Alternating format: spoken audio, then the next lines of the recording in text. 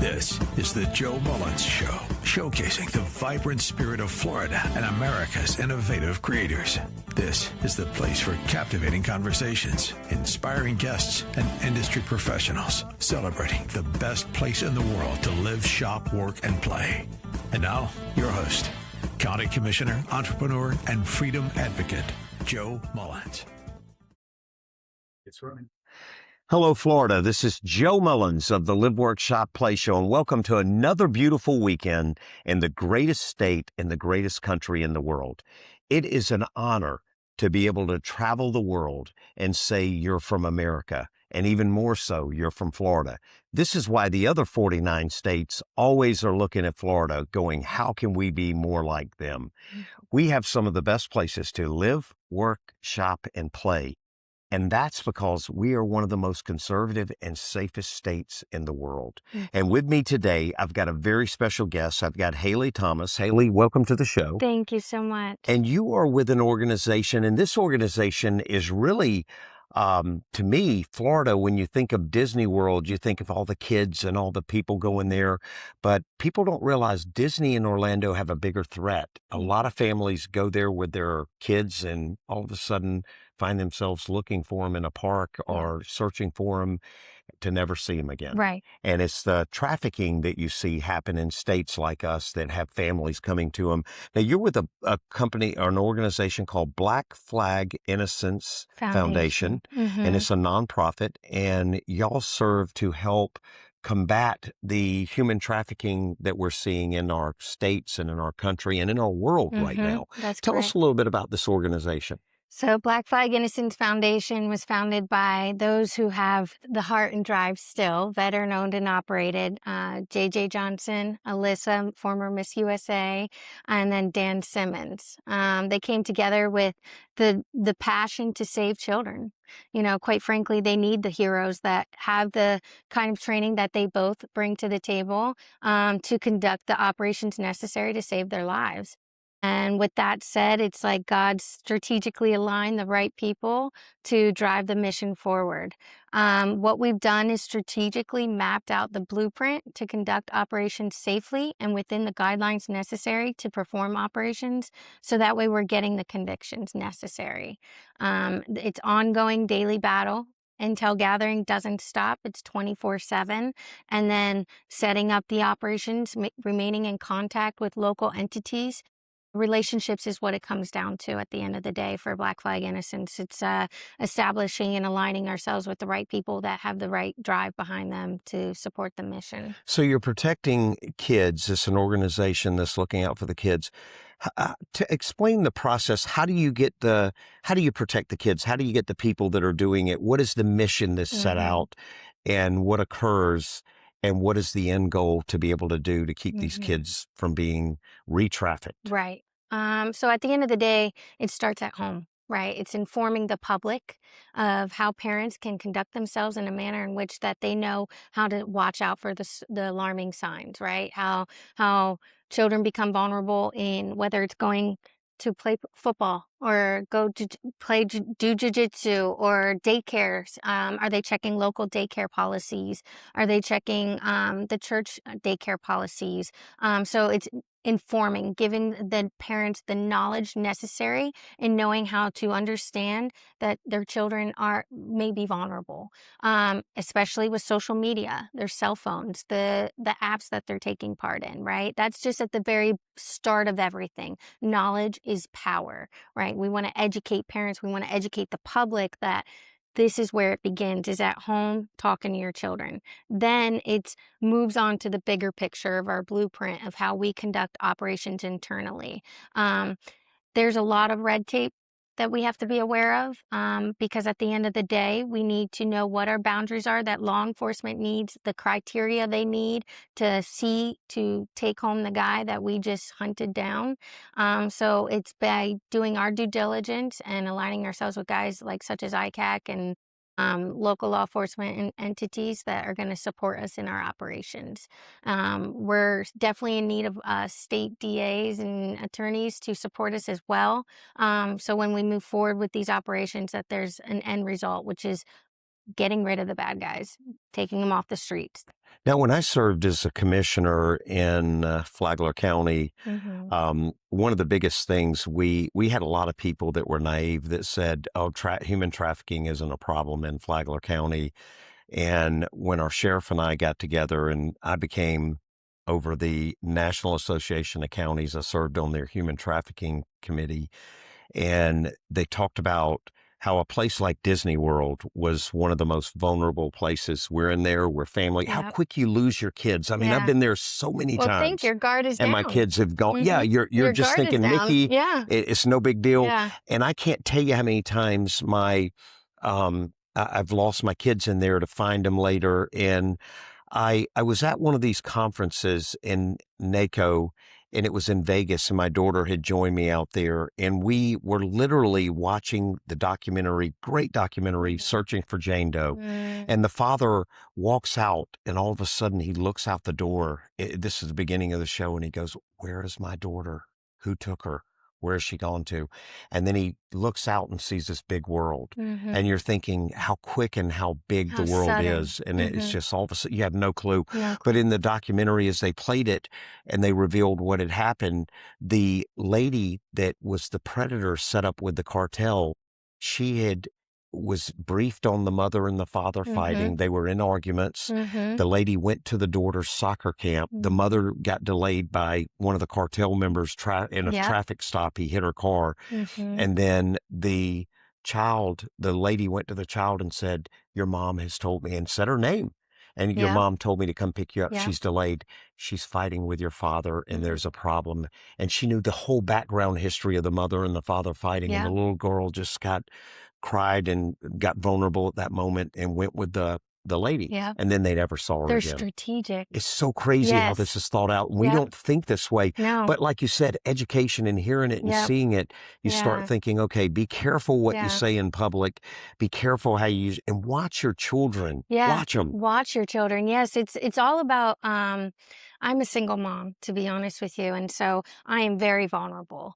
But because I know this knowledge, because I have this intel, I carry myself in such a way that I'm not an easy target. But there are those that walk on a daily basis in a manner in which that they're making themselves an easy target or remaining complacent. And it's just out of pure ignorance, if you want to call it that. But if we allow ourselves to be aware, right? Expose ourselves to knowledge. Like, you're going to change how you conduct business when you're pumping gas every day. Yeah. They're paying attention to, who's present at the vehicle. Did you lock your car? Where's the child positioned within the vehicle? How are you positioned at your vehicle when standing there pumping your gas? When you're bringing your child out from a store and you're loading your child into the car and your child's fighting with you or laughing and you're distracted, like, where's your back positioned? Are you more worried about the groceries? Or are you more worried about getting your child strapped in first? Like, all of these things that are day-to-day basis that we're so that keep us so distracted, that could be your most vulnerable moment and your last moment with your child. So those are just moments in which I've chosen to change how I conduct business on the day-to-day basis. Well, you said education, and that's so important, letting those organizations, I thought if the mom would have just talked to the soccer coach and the soccer organization and said, "Hey, we've got to pay attention to this trafficking. Nobody but me, or if I will call you if I do not let this child go with anyone." And they don't hold these, but they let the child wander off a little bit and then walked away. And you see this happening. Yeah. I go to my son's events and I see them just walk off the field. The coaches are not trained, and they're not watching them, and they could go get in anyone's car. And all it takes is someone like you to walk up and tell my child, "Your dad, Joe, sent me to pick you up, and I'm here." And my child's probably going to walk with you and go with you thinking he's doing what his dad wanted him to do. So it's so scary thinking these moments. So these are happening. Do you see trafficking going up now, or do you see, is it falling in numbers, or is it growing? What is the statistics happening with it? Well, I think trafficking has always been prevalent and rampant. I just think we live in a generation now where we're so exposed to knowledge that it's in our face and we're aware of it, which is a good thing. We should be, but at the same time, we're also more exposed to be trafficked. So it's going up as far as I'm concerned, with social media allowing children to be trafficked and groomed at an earlier point, right? They start in your home, and that's the scary part. It's no longer out there in the big bad world. It's when you hand your child a phone, you're giving the world access to your child.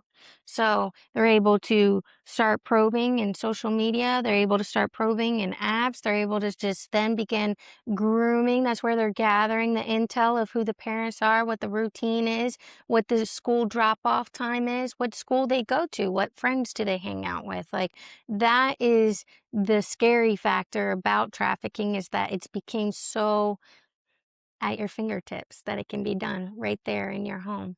So, We're seeing stuff, and it's something, again, I go back to the county and me talking to the community with the sheriff and trying to show them, hey, it is happening in Flagler. Once we started opening the doors up and looking at it, we realized a lot of kids were getting grabbed from places like the beach, from places like Orlando with Disney World, and they were driving at least an hour, which we're exactly an hour away from Orlando. They were driving an hour, stopping in a hotel room, getting off the interstates, hiding, and not, you just wouldn't expect it to be that close. And people were looking so far out and paying attention to deeper areas. So they use those cities, and our city we've caught a lot of human traffickers coming through there. We've rescued a lot of kids. How prevalent do you see drugs playing a part in human trafficking? goes hand in hand. They need it. I would say that it goes hand in hand. And just as you brought up earlier about, rehabilitation centers, Yeah. utilizing, identifying victims when they're at their most vulnerable. Um, it's it's another part of the war. It's another part of the battle that we're up against. I went into treatment 14 years ago from drugs and alcohol, and have been 15 years sober this year. And I remember the day I went in there, I was vulnerable. I was broken down. I was sitting in there and just felt like, you know what, I want to surrender and I want to help. I was so thankful to see people that were able to help me. I can't imagine a person going in there being vulnerable. And what we're talking about for the listeners and the people, we're talking about Haida. I met with them last week, and we were at a meeting in D.C., and they were talking about how treatment centers are being manipulated by cartels. They're giving a lot of money to the treatment centers to play a part in bringing these young kids, boys and girls, Yeah. back when they come in, they rescue them, they send them to a treatment center. These treatment centers are re-trafficking them and getting them back to the cartels. Can you imagine showing up Right. vulnerable, broken down, feeling like you've finally been rescued, and Low. looking at somebody to help you, and then all of a sudden they take you in a room and there sits the Yep. guy that kidnapped you, taking you back with him. hmm Pretty Yeah. dim future. And that's what we found in conducting operations. Our guys go in, they put down the blood, sweat, and tears in rescuing children. And then it's where are these children going afterwards? And they have witnessed that children were then re-trafficked, because of the systems that are put in place to so-called help the children are then actually used to traffic the children. And so can you imagine going through the lengths and depths of conducting those rescues, being for a moment a glimpse of hope, only to find out later that you played a part and role in helping them being re-trafficked. Yeah. And we've thought about that. That's the difference in Black Flag Innocence Foundation, is they think of the whole picture. We want to ensure that we're aligning ourselves with the right entities that know how to properly vet the homes that are taking on and opening up their homes for these children, that they are able to respond to a traumatized victim in the appropriate manner, because they require and they deserve all the help and care in the world. So it's the whole picture, right, from start to finish. It's important that we conduct business appropriately within the appropriate lines and boundaries established by local entities, because we want to get the conviction. We don't want them back out there on the streets. We want to break the network is what we want to do, and we will do. Now, So, how dangerous is it for your guys, your group, to go in? I mean, it must be, they're going into places where guns, drugs, trafficking's going on. It can't be a safe environment. It's got to be a Absolutely scary not. one.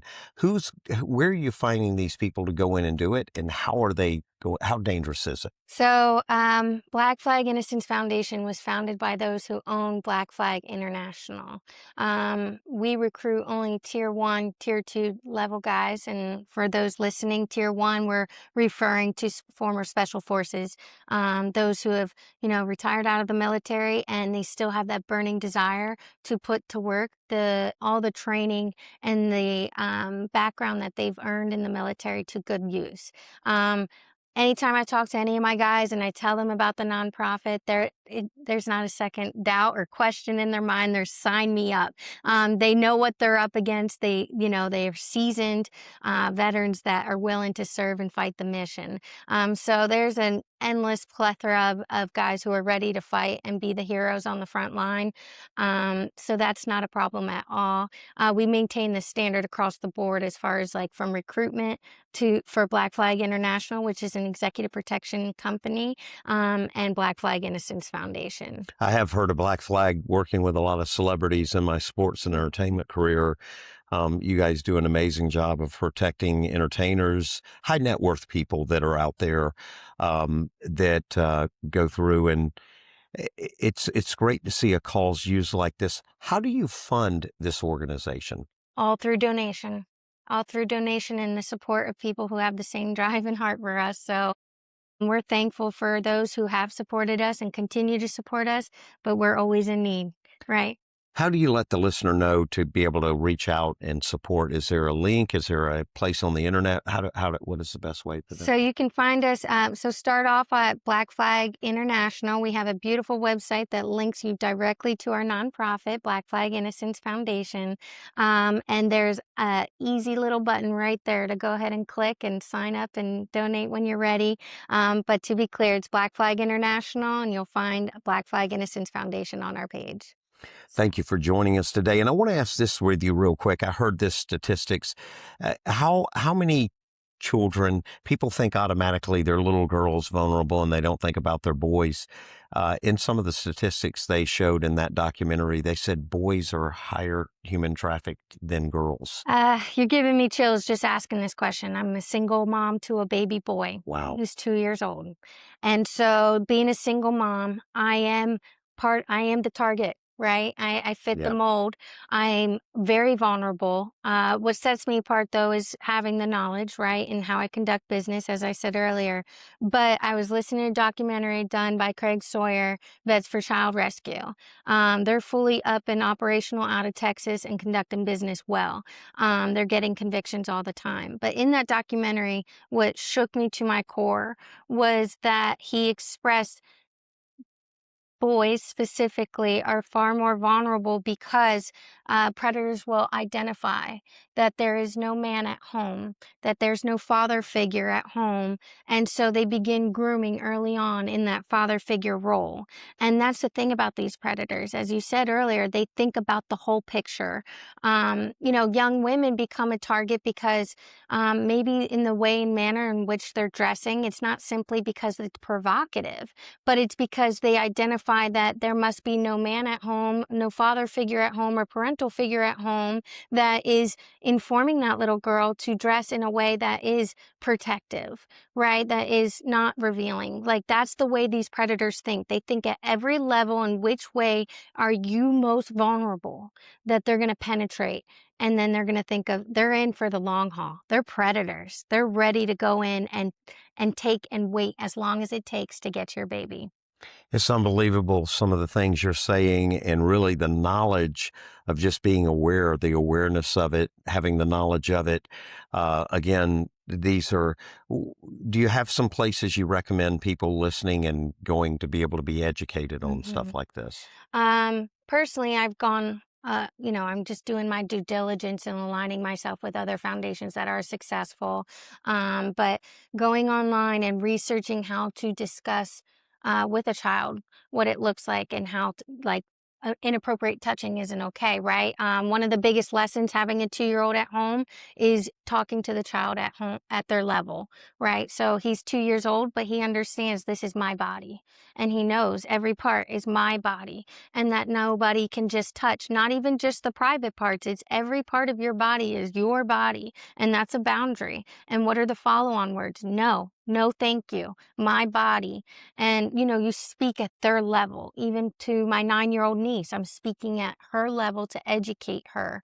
And then as well as like doing your due diligence and educating yourself in social media. I think that's the greatest battle that us parents are up against, is understanding social media is where your child is most vulnerable, right? Parental blockers are not enough.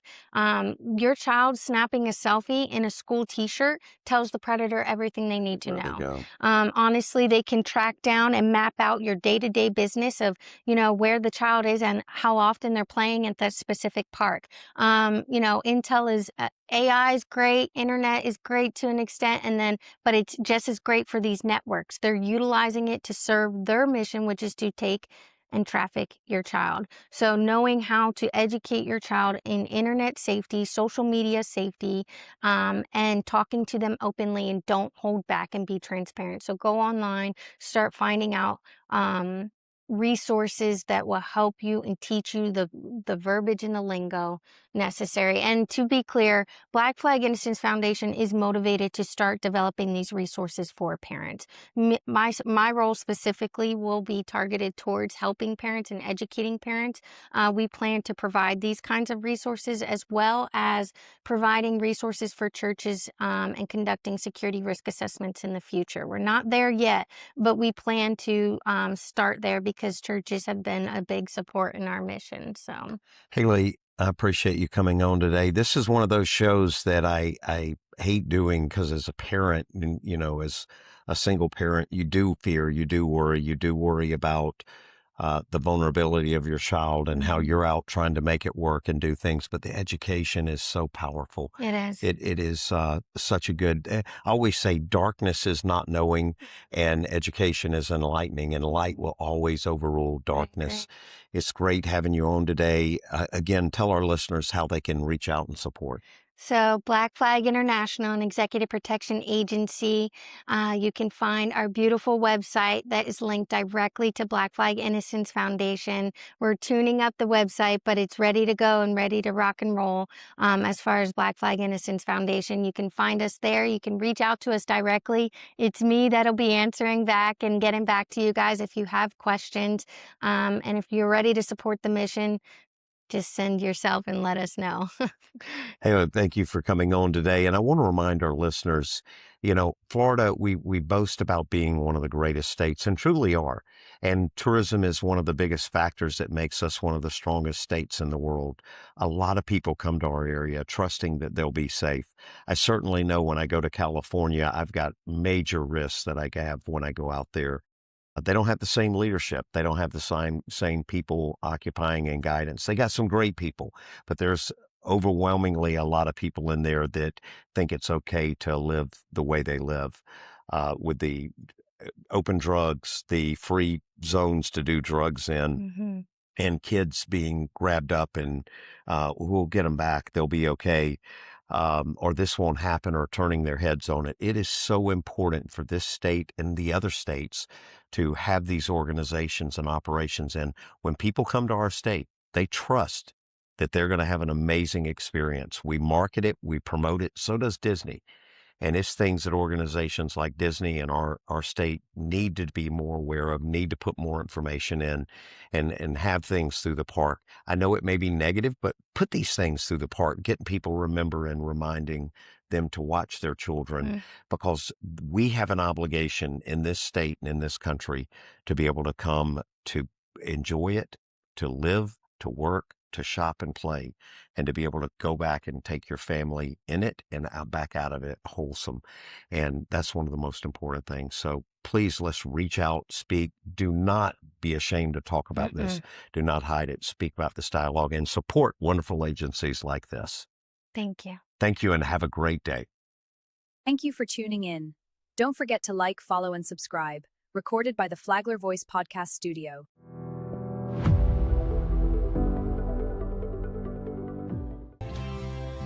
things are truly better with us.